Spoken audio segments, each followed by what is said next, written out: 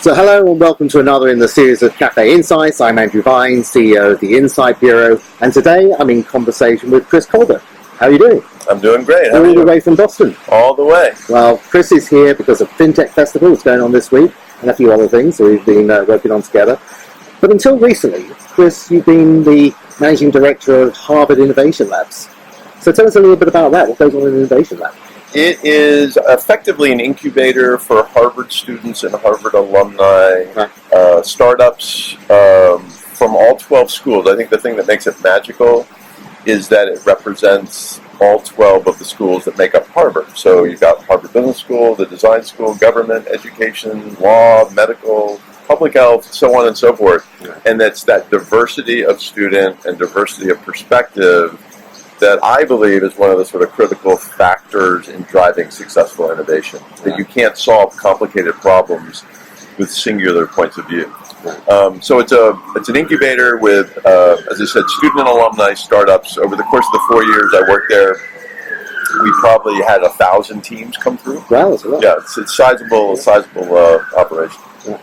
So you've left now, and of course you still speak, write, and advise around innovation. Well, you call yourself an innovation catalyst, or I saw it written somewhere. I thought that's a pretty cool term, actually, because that's what you do, help people kind of make sense of what innovation really is. It's not always a successful story, is it? No, it's not always a successful story, and I think that the other funny thing about the word innovation is this is not a new phenomenon. You know, we've been innovating ever since the cavemen figured out how to control fire. Right. I think what's different in today's world, and the reason why it's such a focal point for so many organizations and even individuals, is that the pace of change is now significantly faster than what it used to be. And so everybody, either consciously or subconsciously, is realizing we better innovate faster. We better change faster. We better adapt more. Or die. Right. I think the problem/opportunity in the innovation space, and this is a statistic that I share in virtually every talk I give, it blows people away, and it's actually three statistics. 75% of startups fail, 84% of digital transformation efforts fail, and 95% of corporate innovation fails. The good news is everybody's understanding that innovate or die. The bad news is they're not innovating successfully, which means they're going to die. Whether the die is a startup or a big company, whatever, most innovation fails. And so when as an innovation catalyst, I could argue I'm less a catalyst and more a clarifier of trying to help people and companies and countries, increasingly I'm talking about countries, about how to mitigate the likelihood of failure. I've heard you speak a couple of times now, but the common thing that you're talking about is, don't forget, it's actually about humans. I think ability to sort of solve any problems is very much predicated on understanding both who they are and who you are in order to create in a way that fits them. And I think the funny thing about our reluctance to study the human, the customer, the employee, the significant other, is really pretty profound, because I think we're afraid to see the truth of our messiness. We're afraid to accept that we're actually fairly complicated creatures, and that getting the other to buy whatever it is you're selling or creating or innovating is actually hard. And so instead of looking at that head on, we actually push it to the side as we're going to pretend that the human isn't part of this equation, and we're going to believe that if we build it, they will come. If we invent the app, we create the thing, whatever it is, they will buy it. And what you see from the failure rates is that it doesn't usually end that way. Yeah. Well, you have a presentation that you very provocatively call Technology is Dead. In fact, that's the new topic for your book, right? Yes. But what does that mean when you say technology is dead? So my whole point, and the punchline of the talk, which will probably be the punchline of the book, is it's really twofold. The first is, if you want your technological innovation to be successful, well, understand that technology is inanimate, right? It's effectively dead. And the only way whatever it is, a function, a technology, an infrastructure, an application, an API, I don't care, whatever it is, the only way it creates value, the only way it becomes alive is when it is connected to the truth of the human. Right. Like the thing is just a thing. It's inanimate. It's just sitting there doing nothing of no value to anybody until the anybody connects with it.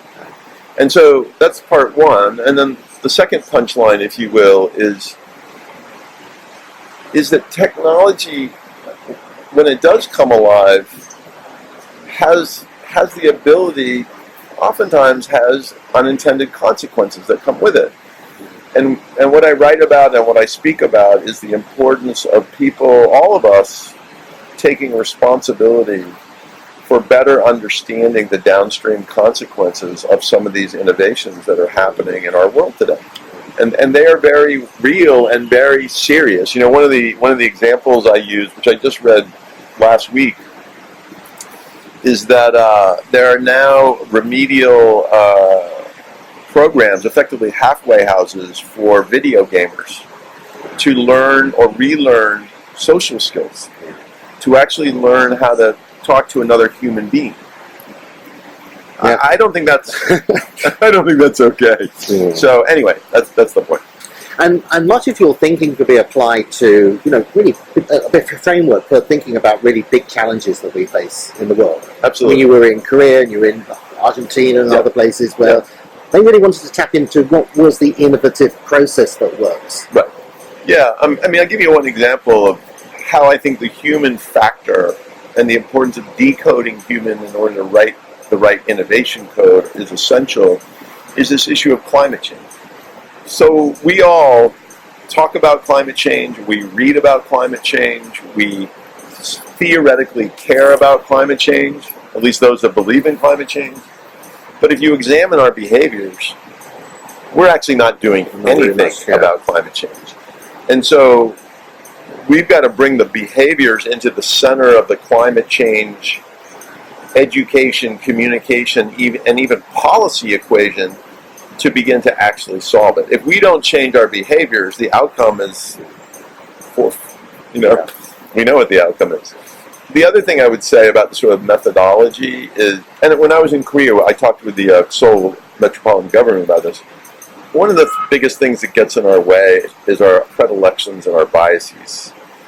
And I said this when I was in Argentina to a group of business leaders. I looked at them and I said, everybody in this room, there's 1,000 of them, everybody in this room thinks you're right. There's nobody sitting here that thinks you're wrong. And that's a problem. When you go to innovate against particularly complex problems, you have to suspend belief. You have to suspend biases. You have to try to look at it in the purest sense possible, which is brutally hard for humans. We have cognitive, but we have so many biases. I read recently there's like 147 biases within us, cognitive being the big one. But the other thing I would say is assembling diverse perspectives. This goes back to the Harvard Innovation Lab. Two lawyers solving a problem might be able to solve a problem. But if the problem's really complicated, I bet you a lawyer and a doctor and an engineer and an artist and somebody from Korea and Singapore and Nairobi and Denmark, the diverse team will always outperform the more monochromatic team. The problem is we don't want to be in a room with people that aren't like us. So we assemble people like us. Yeah. And I think this also contributes to the innovation failure rate. Yeah. That the team assigned tasked with solving the problem just fundamentally isn't the right team. Well, you're here at FinTech Festival this week. Yep. Cool. Well, it's really nice to see you. Nice to see you. Thank you.